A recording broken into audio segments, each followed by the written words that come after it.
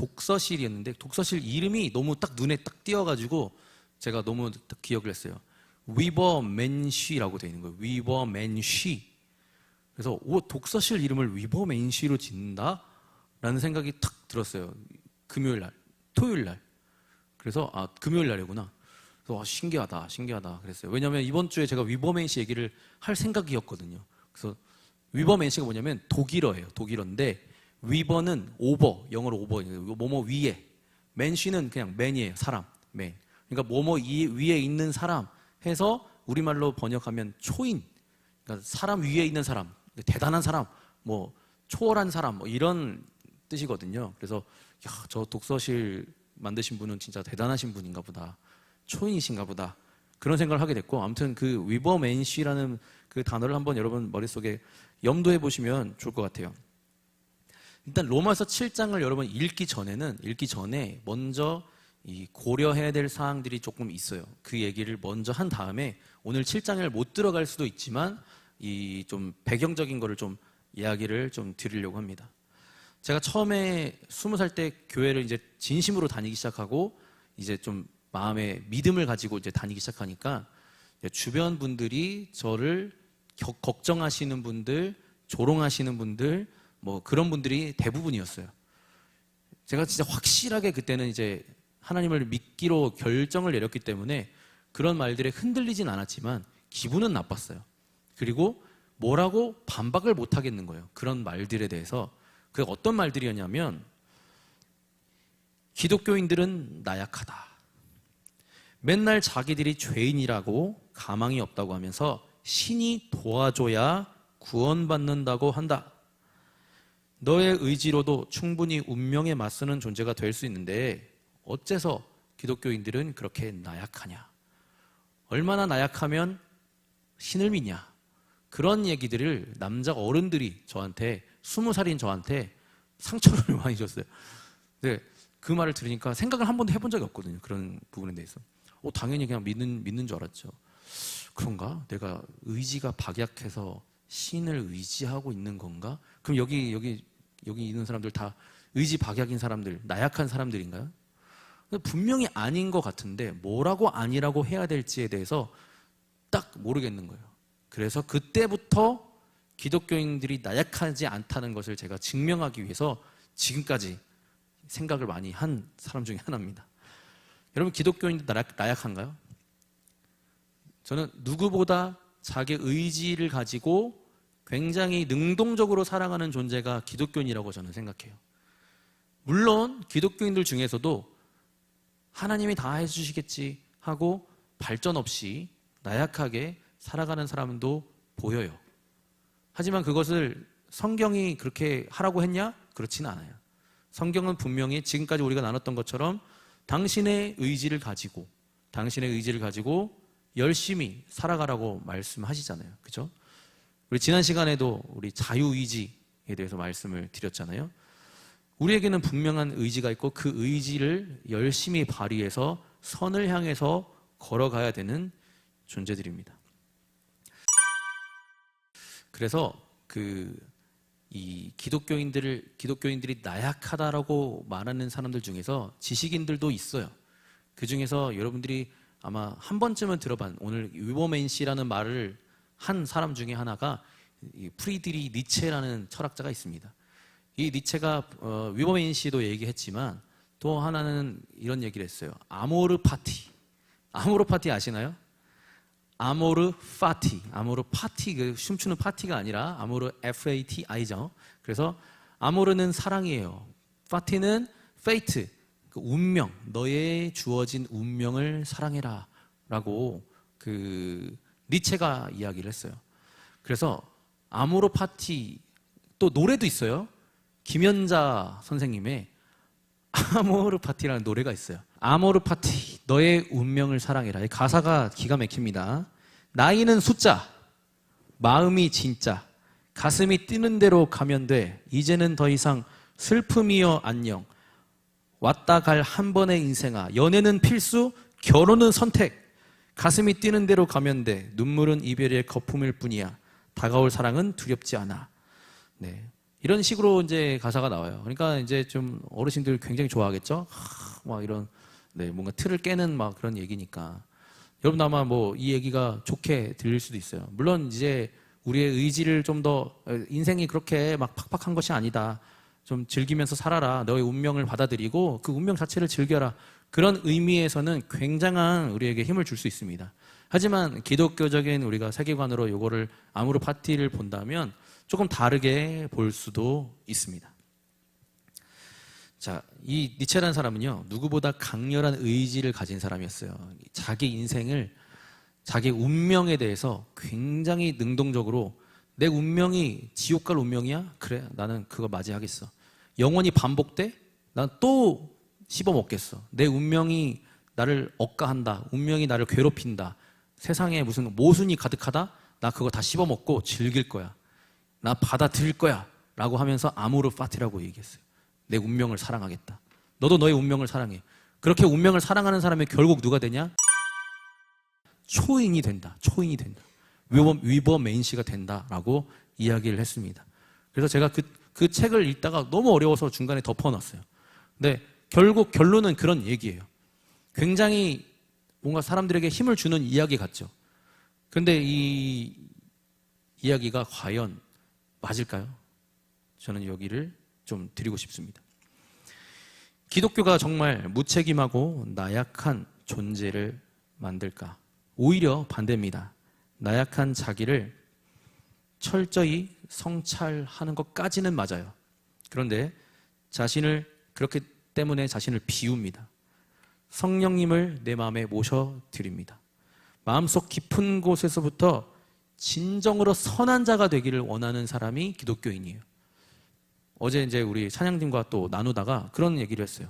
내가 누군가에게 선행을 베풀 때에도 내 마음에 이기심이 비롯될 수 있다. 이기심이 끼어 있을 수 있다. 그렇겠죠? 누군가에게 좋은 마음으로 선행을 한다 할지라도 결국에는 내 만족을 위한 선행이 될 수도 있는 거잖아요. 기독교인들은 요거를 파고드는 사람들이라는 거죠. 진정으로 내 마음속에서 우러나서 선해지기 위해서는 내 마음속에 내 순수한 내 내추럴 마인드는 항상 이기심이 끼어 있으니까 나를 비우겠다라는 거예요. 나를 비우겠다. 그리고 하나님의 마음을 내 마음에 심겠다라는 거죠. 그래서 진짜 내 마음에서 우러나는 선함을 가지고만 살고 싶은 사람들이 기독교인입니다. 그래서 우리는 나약한 것이 아니라 나를 신뢰하지 않는 거예요. 내 마음속 깊은 곳을 성찰해 본 사람들입니다. 내 속에 선한 것이 없다라고 믿고 나를 버리고 내 안에 주님을 모시는 거예요. 그래서 하나님의 마음이 나를 주관하도록 내어드리는 것, 이것이 로마서에서 이야기하는 진짜 선한 사람, 율법의 규칙을 열심히 지켜보았는데 결국에는 겉으로는 하는 것 같은데 마음속에 여전히 이기심이 가득하고 그것을 행하지 않는 사람을 비난하고 행하는 자신을 교만하게 생각하는 그런 것들이 계속 자기에서 발견되는 것이 괴로운 거예요. 그것을 괴로워한 거예요. 그래서 이걸 버리겠다라는 마음을 가진 거죠. 니체가 이렇게 얘기했어요. 네가 지금까지 살아온 삶의 모든 기쁨과 끔찍한 고통이 토시 하나 틀리지 않고 죽어서도 영원히 무한 반복된다면 어떻게 하겠는가? 라고 묻습니다. 이 끔찍해하며 절망하는 것, 이것을 끔찍해하지 않는 것이 진정한 초인이다. 그래서 그래? 이게 삶이야? 이렇게 억까하는 게 인생이야? 이렇게 나를 괴롭히는 게 운명이야? 그렇다면 한 번 더 살겠다. 그렇게 말하는 사람이 니체였습니다. 고통이 나에게 찾아오는가? 고통은 헬스장의 바벨과 같다.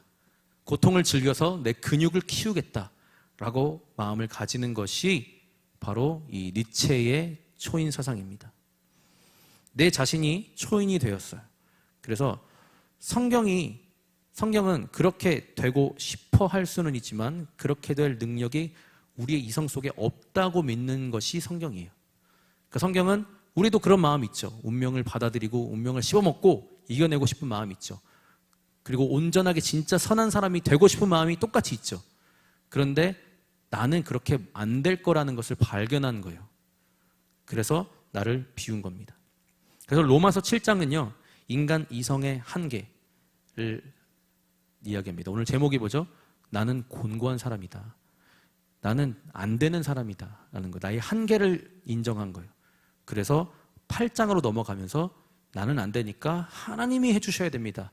라고 하나님께 팔을 뻗는 거예요. 외부의 구원자를 내 안으로 모셔드리는 것이 7장과 8장의 이 진행입니다. 그래서 초인이 되는 방법이 뭐냐면요, 최대한 의지를 가지고, 권력에 대한 의지라고 하거든요. 의지를 가지고 막 살아내려고 막 노력하는 거예요. 되게 멋있는 이야기죠. 그런데 로마서는 아니야, 우리의 의지로는 안 돼. 우리 의지는 타락했어. 우리 의지는 희망이 없어. 잘해보려고 했는데 결국 그 속에도 또 이 더러운 것이 끼어들더라고. 그래서 나는 안 돼. 나를 버리겠어. 성령님 임하여 주시옵소서. 이렇게 고백하는 겁니다. 결국 이 니체라는 사람은요, 말년이 어땠는가? 저 개인적으로 니체를 싫어하지 않습니다. 좋은 말들을 많이 하셨어요. 근데 토리노라는, 이탈리아 토리노라는 지역에서 어떤 사람이 마부가 말한테 채찍질을 했어. 빨리 가라고. 근데 갑자기 니체가 눈물이 막 쏟아진 거예요. 말이 불쌍하다고. 그러면서 말을 목을 껴안고 통곡을 했대요. 근데 그때부터 니체가 미쳐가기 시작했습니다. 그래서 자기의 이성을 잃어버렸어요. 그러면서 갑자기 나는 십자가에 못 박힌 자다. 나는 디오니소스다. 막 이런 헛소리를 하고 11년, 그가 죽을 때까지 11년 동안 미친 사람으로 살았습니다. 지적 능력을 완전히 상실했고요. 여동생이 하나 있었어요. 여동생이 그 미쳐있는 니체를 이용해서 니체한테 하얀색 가운을 입히고, 니체가 이미 그 전부터 유명했거든요. 그러니까 이 여동생은 어떤 사람이냐면 나치, 그 히틀러의 사상에 심취한 사람이었어요. 그래서 니체의 사상을 교묘하게 바꿔서 나치즘에 이용했습니다. 그래서 니체가 나치주의자로 이렇게 만들었어요. 근데 전혀 니체의 뜻은 그런 게 아니었어요.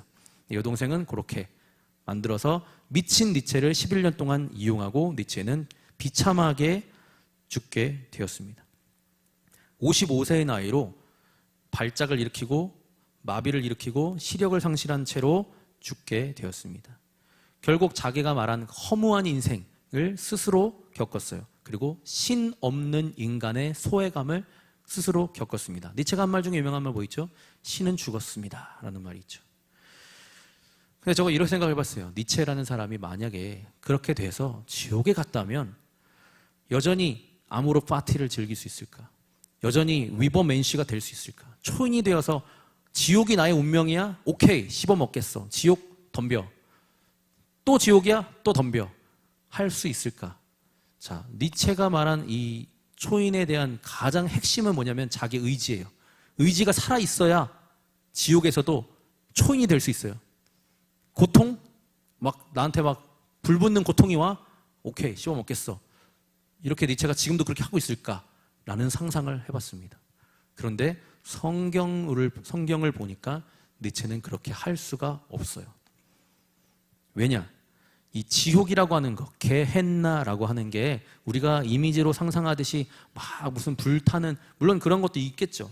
하지만 가장 중요한 개념이 뭐냐면 지옥은 고통의 장소가 아니라 하나님의 부재입니다. 하나님이 안 계신 곳이에요. 그러면 하나님은 모든 선, 생명, 빛, 기쁨, 그리고 니체가 가장 중요하게 생각하는 의지조차도 그 근원이 창조주 하나님에게 있어요. 그러니까 하나님이 없다는 것은 지옥에는 의지도 없어요. 지옥을 씹어먹을 만한 의지가 없어요. 절망뿐입니다. 그곳은. 그래서 지옥은 단순히 육체적 고통을 받는 고문실이 아니라 은혜와 생명의 근원이신 하나님으로부터 완전히 차단된 절대적 단절과 결핍의 상태입니다. 그러니까 이 아모르 파티는 의지와 자아를 가지고 몰아쳐야 되는 거예요. 근데 의지도 없고 자아도 없어요. 하나님이 완전히 부재한 지옥에서는 인간이 스스로 가치를 창조하거나 운명을 사랑할 수 있는 최소한의 영적이나 인격적인 에너지조차 소멸해버린 상태입니다. 절망만 있는 곳이에요. 성경은 지옥의 상태를 슬피 울며 이를 가는 것으로 말하고 있습니다. 이는 아모르 파티 같은 영웅적인 자기 긍정이 아니죠. 철저한 후회, 자기 파괴, 끝없는 절망만이 남은 상태예요. 자신의 힘으로 신 없이 존재하려 했던 교만이 결국 자아의 완전한 붕괴로 이어지는 곳이 지옥이라는 겁니다. 여기서 또 한 사람이, 유명한 사람이 등장하죠. 늘 등장하시는 그분, 누구죠? C.S. 루이스. 천국과 지옥의 이혼이라는 책이 있습니다. C.S. 루이스는 참 대단하신 것 같아요. 모든 상황에 대해서 다 써놨어. 자, 지옥에 대해서 이렇게 얘기합니다. 결국 세상에는 두 종류의 사람만 존재한다.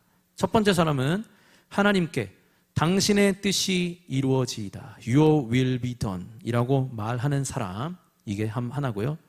또 한 사람은 끝까지 고집을 부리고 결국 하나님으로부터 그래, 네 뜻대로 되게 해주마, Your will be done 이라고 말을 듣게 되는 사람, 이 두 사람이 존재한다라는 거예요. 니체는 어떤 사람일까요? 그래, 너의 뜻대로 되게 해주마, 그 얘기를 들은 사람이라는 거죠. 어쩌면 지옥은 니체에게 내려진 가장 끔찍한 형벌이기도 하면서 동시에 그의 소원이 완벽하게 이루어진 장소일지도 모릅니다. 평생을 다해서 그는 이렇게 외쳤어요. 신은 죽었다. 내 삶의 신은 간섭하지 마라 라고 외쳤기 때문에 하나님께서 그래, 너의 뜻대로 나의 간섭과 은혜를 영원히 거두어 주마 라고 허락하신 공간이 지옥이라는 겁니다. 좀 슬픈 이야기죠. 그래서 이 로마서 7장과 대립되는 이 생각들이 있어요. 그러니까 우리가 지금 성경을 읽으면서 의문을 가지고 또 이거는 아닌 것 같은데 라고 생각하는 것들은 인류 역사 속에서 다 생각했던 것들이에요. 그래서 이미 바울도 그 생각을 알고 있었고 여기에 담아놨습니다. 대표적으로 헬라 철학들, 스토아 철학이라든지 신플라톤주의라든지 그런 철학들이 항상 그 속에 들어있었어요. 하나님의 생각과 반대되는 생각들입니다. 우리의 이성과 우리의 노력을 통해서 우리는 완전해질 수 있다, 덕을 쌓을 수 있다, 윤리적인 사람이 될 수 있다. 우리 로마서 첫 시간에 얘기했잖아요. 윤리적인 인간이, 완전한 윤리적인 인간이 될 수 있는가 없는가. 우리는 안 된다고 결론을 내렸지만 이 사람들은 된다고 이야기를 하는 거예요. 이걸 자세하게 설명하기 좀 어렵지만 인간을 정직하게 살펴본 바울은 인간의 이성은 하나님의 법이 옳다는 것을 인식하고 동의까지는 할 수 있지만 그것을 행할 능력은 없다는 결론에 도달했습니다. 결론적으로 로마서 7장은 내 힘으로 이길 수 있다는 교만을 부수고 육체의 삶을 외면하려는 도피주의도 막아섭니다. 그리고 우리를 있는 그대로 처절한 현실 한가운데 세워둔 채 오직 십자가만 진정한 해답일 수밖에 없다라고 이야기하는 게 로마서 7장입니다. 그래서 우리 마지막 24절 같이 한번 읽어볼게요. 24절과 25절 같이 읽어보겠습니다. 시작. 오호라, 나는 곤고한 사람이로다. 이 사망의 몸에서 누가 나를 건져내랴. 우리 주 예수 그리스도로 말미암아 하나님께 감사하리로다. 그런즉 내 자신이 마음으로는 하나님의 법을, 육신으로는 죄의 법을 섬기노라. 이제 앞에 나오는 이야기들을 이제 다음 주에 설명을 드리겠지만 바울은 선을 행하고 싶은 마음이 간절했어요. 그래서 최선을 다해서 살아갔습니다. 지금 바울의 상태는 어떤 상태냐면요, 아직 마음에 주님이 계시지 않은 상태, 그러니까 바리새인이었을 때 자기가 아직 성령님이 마음에 임하지 않은 상태를 이야기해요. 그래서 어떤 사람들은 이미 그리스도인이 된 후에, 성령이 임하신 후에도 이런 고민이 있을 수 있다라고 말하는 부류도 있습니다. 이 구절에 대해서. 하지만 우리 웨슬리 선생님은 또 다르게 이야기해요. 성령님이 우리 안에 오시면 고민은 끝난다. 고민은 끝난다. 물론 죄는 여전히 지을 수 있지만 내 마음속 깊은 곳에서 정말로 선하게 살고자 하는 진짜 의지가 솟아오른다라는 거죠. 그게 성령님의 역사하심이라는 거예요. 그러니까 성령님이 정말 우리 마음에 임하시면 진짜로 괜찮은 사람이 될 수 있는 거예요. 겉모습은 좀 안 바뀔 수 있지만 속사람은 정말로 진정으로 선을 행하기 원하는 마음. 그런데 여기서의 바울은 선을 행하기 원하는 의지 있는 마음은 있는데 그것을 행할 능력이 없는, 그래서 끊임없이 괴로워하는 상황을 이야기하기 때문에 로마서 8장으로 넘어가서 성령님이 오셔야만 진짜 하나님이 기뻐하시는, 마음속 깊은 곳까지 다 들여다봐도 정말 선한 마음, 정말 완전하게 선한 마음이 되어진다라는 거죠. 그래서 지금 현재 우리의 마음은 어떤가 한번 살펴보세요. 여러분에게 선하게 살고 싶은 마음이 있을 거예요. 저도 있습니다. 그런데 우리의 마음에 성령님이 계시다면 그 마음이 진짜 마음이 될 거예요. 그런데 아직 성령님이 우리 마음에 없다면 뭔가 선을 행하고 싶은 마음이 있는데 여러분 그것을 자세히 들여다보세요. 나의 이기심이 교묘하게 끼어 있습니다. 나의 이기심이. 그래서 계속 뭔가 뜻대로 되지 않으면, 그러니까 교회 일을 하면서 자기 뜻대로 뭔가 되지 않으면 화가 막 나요. 왜 그러지? 왜 하나님의 이 좋은 일들을 하는데, 왜 이 거룩한 일들을 하는데 내 뜻대로 안 되니까 화가 나지? 그때 살펴보셔야 됩니다. 이 마음이 순수한 마음이 아니구나. 순수한 마음이 아니구나. 뭔가 뭐가 끼어 있구나. 내 욕심이 여기 들어있구나. 내 자아를 막 드러내고 싶은 것이 들어있구나. 하나님, 저는 가망이 없습니다. 저를 비우겠습니다. 다시 주님 앞에 무릎 꿇으러 나아가는 겁니다.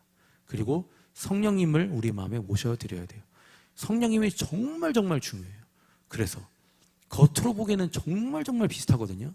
성령님이 마음에 계신 분과 성령님이 안 계시면서도 교회 생활을 잘하고 착한 사람도 있어요. 그런데 그 착함 속에 교묘한 악이 들어있다는 거예요. 정직한 사람은 자신을 발견할 수 있습니다. 한번 정직해 보세요. 그러면 내 속에 있는 악을 발견하게 됩니다. 그런데 성령님이 우리 안에 정말 임하시게 되면요, 신기합니다. 정말로 진정으로 선한 마음이 내게서 올라옵니다. 물론 그것을 내가 막 내 의지로 이루어갈 때 부딪힘이 있어요. 부딪힘이 있어요. 왜냐하면 막 육신의 정욕이라는 것도 있고 상황과 환경이라는 것도 있기 때문에 막 치열한 전쟁이 벌어집니다. 하지만 내 마음속에서만큼은 그게 진짜 마음이 되는 거죠. 그래서 우리는 정직한 그리스도인이 되기를 간절히 소망합니다. I am a flower quickly fading, here day and gone.